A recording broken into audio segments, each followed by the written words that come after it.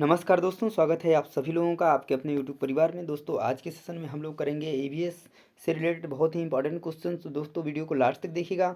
आज की practice set में हम लोग ईवीएस का 15वां प्रैक्टिस सेट करेंगे। दोस्तों इसके पहले हमने 14 प्रैक्टिस सेट जो है कि कर चुका है, और अगर आपने उसको नहीं देखा है तो जा करके देख लीजिए, जिसमें कि ईवीएस कंटेंट और पेडागोजी दोनों के जो है कि पार्ट को कवर कराया गया है। और आज के सेशन में भी हम लोग दोस्तों ईवीएस का अगला प्रैक्टिस सेट करेंगे, तो वीडियो को लास्ट तक देखिएगा। और चलिए दोस्तों आज का पहला क्वेश्चन करना शुरू करते हैं। तो जो लोग भी दोस्तों चैनल पर नए होंगे चैनल को सब्सक्राइब कर लेंगे, वीडियो पसंद आए लाइक करें, उसको शेयर करें। चलिए पहला क्वेश्चन है कि नेत्रहीन छात्रों के लिए, ध्यान दीजिएगा, नेत्रहीन छात्रों के लिए शिक्षण सामग्री जो ब्रेल लिपि में है, ब्रेल लिपि बिंदुओं पर आधारित होते हैं। यानी कि नेत्रहीन छात्रों के लिए कौन सी शिक्षण सामग्री है, तो ब्रेल लिपि है।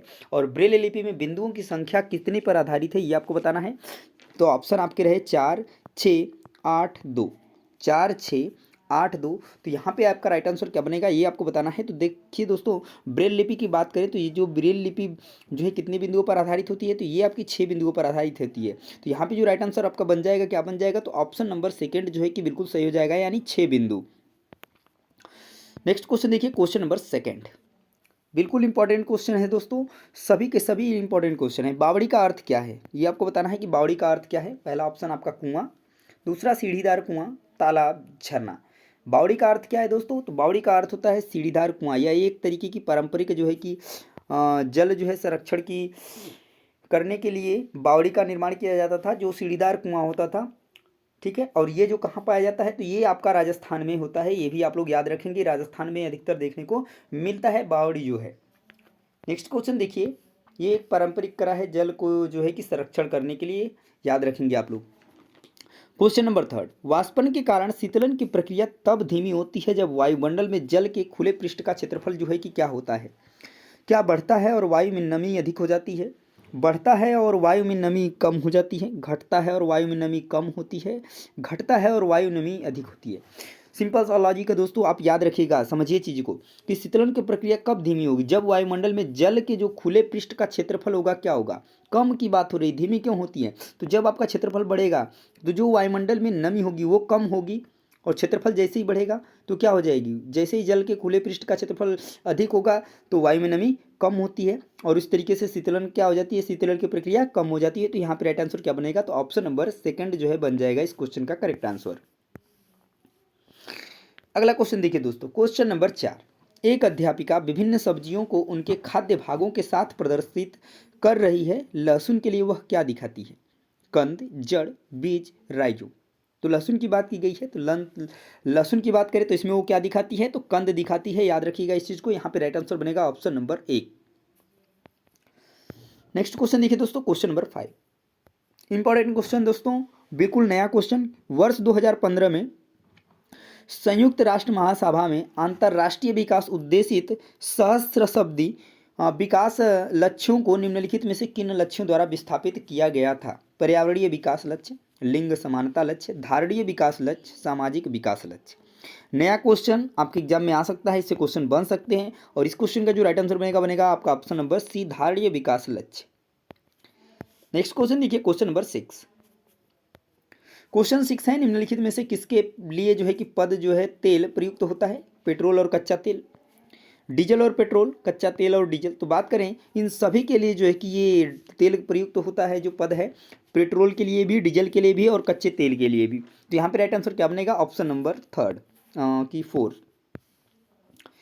नेक्स्ट क्वेश्चन देखिए दोस्तों, क्वेश्चन है, निम्नलिखित में से भारत के संघ शासित प्रदेशों का युगल चुनिए, यानी कि जोड़ा चुनिए। नागालैंड और अरुणाचल प्रदेश की बात करें तो ये जो है देखिए दोस्तों संघ शासित प्रदेश नहीं है। दिल्ली और उत्तराखंड दिया है, लद्दाख और मिजोरम दिया है। तो एक जो है कि इसमें जैसे आपका संघ शासित प्रदेश है, इसमें भी एक है पर दूसरा नहीं है, तो यहाँ पे नहीं होगा। पर यहाँ अगर बात करें लक्षद्वीप और चंडीगढ़ की, तो दोनों ही केंद्र शासित प्रदेश हैं, संघ शासित प्रदेश हैं। तो यहाँ पे राइट आंसर बनेगा option number second. Next question देखिए दोस्तों, क्वेश्चन नंबर 8, क्वेश्चन 8 है, निम्नलिखित में से कौन सा कथन जल विभाजक प्रबंधन के संदर्भ में सही है, तो भूमिगत तथा सतही जल का संरक्षण। बात बिल्कुल सही है, यानी जो भूमि के अंदर है और भूमि के ऊपर है उन जलों का संरक्षण। इसे व्यक्तिगत स्तर पर संभाला जा सकता है, क्या आप इसे व्यक्तिगत स्तर पर संभाल सकते हैं, तो नहीं, इसको नहीं संभाला जा सकता है। योजना बनाने के लिए किसी कोष या निधि के आवंटन का निर्धारण करना, बिल्कुल बात सही है, कर सकते हैं। जल के संरक्षण हेतु जल विभाजक पॉलिसी का गठन करना, ये भी कर सकते हैं। तो आपका ए, सी और डी, ए सी डी जो है कि करेक्ट आंसर बनेगा, जो कि आपको ऑप्शन नंबर में किस में मिल रहा है दोस्तों, तो ऑप्शन नंबर सेकंड में मिल रहा है। तो यहाँ पे राइट आंसर जो है option number second. Question number 9 देखिए, क्वेश्चन नंबर 9 क्या पूछा गया है, पूछा गया है कि निम्नलिखित में से कौन सा भारत का राष्ट्रीय वृक्ष है। इस क्वेश्चन का आंसर जो है उम्मीद है कि सभी लोग कर पाएंगे। तो यहाँ पे जो राइट आंसर बन जाएगा आपका बरगद का वृक्ष जो है कि भारत का राष्ट्रीय वृक्ष है, ये आपको पता होगा और होना भी चाहिए। नेक्स्ट क्वेश्चन देखिए, क्वेश्चन नंबर 10, चांगपा क्या है। तो चांगपा क्या है दोस्तों, एक जनजाति है। अब जनजाति है तो कहाँ पे निवास करने वाली जनजाति है, ये भी आप लोग याद रखेंगे। तो क्या ठंडे रेगिस्तानों में निवास करने वाली एक जनजाति है, पहाड़ों पर निवास करने वाली जनजाति है, पठार क्षेत्र में निवास करने वाली जनजाति है, या नदियों के समीप रहने वाली जनजाति है। जनजाति तो है पर कहाँ पर, तो ये आपकी रहने वाली है पठार क्षेत्र में निवास करने वाली एक जनजाति है चांगपा, याद रखेंगे इस चीज़ को। नेक्स्ट क्वेश्चन देखिए, क्वेश्चन नंबर 11 नंबर क्वेश्चन है कि भारत की राजधानी की स्थिति के सापेक्ष चंडीगढ़ और देहरादून की जो राजधानियां हैं उनकी दिशाएं क्या होंगी। तो चलिए देख लेते हैं। इस तरीके से मान लीजिए कि ये आपका रहा भारत, और बात करें अगर दिल्ली की तो लगभग इधर यहाँ पे होगा, ठीक है, इधर होगा। तो अगर बात करें हम चंडीगढ़ पंजाब तो इस तरीके से लगभग बनेगा, और उत्तराखंड की बात करें यानी देहरादून की तो इस तरीके से बनेगा। आप सापेक्ष देख लीजिए तो क्या बनेगा, इधर का हो जाएगा उत्तर पश्चिम, इधर का हो जाएगा उत्तर पूर्व। उत्तर पश्चिम उत्तर पूर्व आपको किस ऑप्शन में दिख रहा है, तो ऑप्शन नंबर 3 में दिख रहा है। तो यहाँ पे राइट आंसर क्या बनेगा, तो ऑप्शन नंबर 3 जो है बिल्कुल करेक्ट आंसर बन जाएगा। नेक्स्ट क्वेश्चन देखिए दोस्तों, क्वेश्चन नंबर 12, निम्नलिखित में से कौन सा महत्वपूर्ण कारक है जो पदार्थ के दुरुपयोग में योगदान देता है।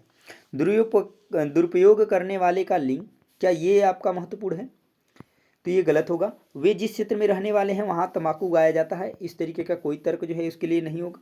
क्षेत्र की जलवायु की स्थिति भी जो है कि पदार्थ के दुरुपयोग में योगदान नहीं देता है। यहाँ पे बनेगा ऑप्शन नंबर 3 कि अन्य परिवार के सदस्यों द्वारा पदार्थों का नियमित प्रयोग उपयोग। नेक्स्ट क्वेश्चन देखिए दोस्तों, क्वेश्चन नंबर 13, क्वेश्चन नंबर 13 है कि सामाजिक विज्ञान में प्रवासन, ध्यान दीजिएगा, प्रवास जिसको प्रवास कहते हैं, प्रवासन एक महत्वपूर्ण संप्रत्य है। उत्प्रवासन मूलतः निम्नलिखित में से किसे निर्दिष्ट करता है, यानी उत्प्रवासन का मतलब क्या है।